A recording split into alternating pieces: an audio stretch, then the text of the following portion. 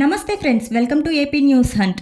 ఆంధ్రప్రదేశ్ జీవనాడి అయిన పోలవరం ప్రాజెక్టు నిర్మాణం విషయంలో కీలకమైన ముందడుగు పడింది. పోలవరం ప్రాజెక్టు మొదటి దశ నిర్మాణానికి 12,000 కోట్ల రూపాయల ప్రతిపాదనలకు కేంద్రం అంగీకారం తెలిపింది. కేంద్ర కేబినెట్ ఆమోదంతో ప్రతిపాదనలకు కార్యరూపం దాల్చింది.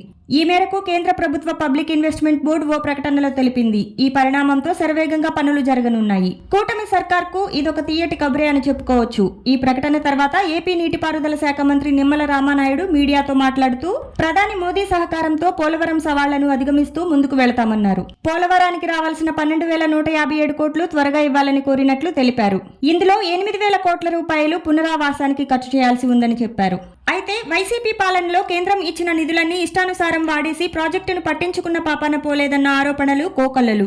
అందుకే కూటమి సర్కార్ రాగానే తొలుత పోలవరం పైనే సీఎం నారా చంద్రబాబు నాయుడు గారు ప్రత్యేక దృష్టి సారించారు. ఈ క్రమంలోనే ప్రతి సోమవారం పోలవరం కోసమే కేటాయిస్తూ వస్తున్నారు. అంతేకాకుండా ఢిల్లీ పర్యటనకు వెళ్లిన ప్రతిసారి ప్రధాని నరేంద్ర మోదీతో పాటు కేంద్ర మంత్రుల దృష్టికి పలుమార్లు పోలవరం ప్రాజెక్టు నిర్మాణానికి కావాల్సిన నిధుల విషయాన్ని మాట్లాడారు. దీంతో పాటు పార్లమెంట్ సమావేశాలతో పాటు కేంద్ర జలవనరుల శాఖ మంత్రి సిఆర్ పాటిల్ ను ప్రత్యేకంగా కలిసి ఎంపీలు నిశితంగా వివరించారు.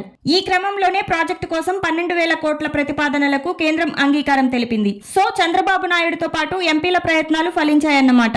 ఇదిలా ఉంటే ఇవాళ పార్లమెంట్ సమావేశాల్లో పోలవరం ప్రాజెక్టు త్వరగా పూర్తి అయ్యేందుకు కేంద్రం భారీగా నిధులు ఇవ్వాలని ఎంపీ కేశినేని శివనాథ్ కోరడం జరిగింది. రూల్ 377 కింద పోలవరం ప్రాజెక్టు నిధులపై ఆయన మాట్లాడి పోలవరం నిర్మాణానికి కేంద్రం తగిన నిధులు విడుదల చేయాలని కోరారు. మిషన్ మోడ్ కింద పోలవరం ప్రాజెక్టును తిరిగి ట్రాక్ లోకి తీసుకువచ్చేందుకు ఏపీ ప్రభుత్వం చర్యలు చేపట్టిందన్న విషయాన్ని లోక్సభలో తెలియజేశారు. ప్రాజెక్టు పూర్తయితే దేశంలోని 6 రాష్ట్రాలకు ప్రయోజనం కలుగుతుందన్న విషయాన్ని పార్లమెంట్లో కేశినేని చిన్ని వివరించారు.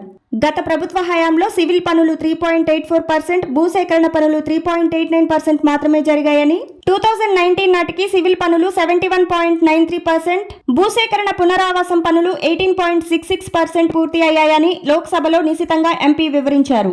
పోలవరం ఆంధ్రప్రదేశ్ అభివృద్ధి భవిష్యత్తుకు ప్రాణాధారం అని కేశినేని చిన్ని చెప్పుకొచ్చారు. చూశారు కదా ఫ్రెండ్స్, ఇలాంటి విలువైన సమాచారం కోసం మన ఛానల్ ని సబ్స్క్రైబ్ చేయండి. ఈ వీడియో మీకు నచ్చితే లైక్ చేసి మీ ఫ్రెండ్స్ కి కూడా ఫార్వర్డ్ చేయండి. మీ విలువైన అభిప్రాయం కామెంట్ రూపంలో తెలియచేయండి.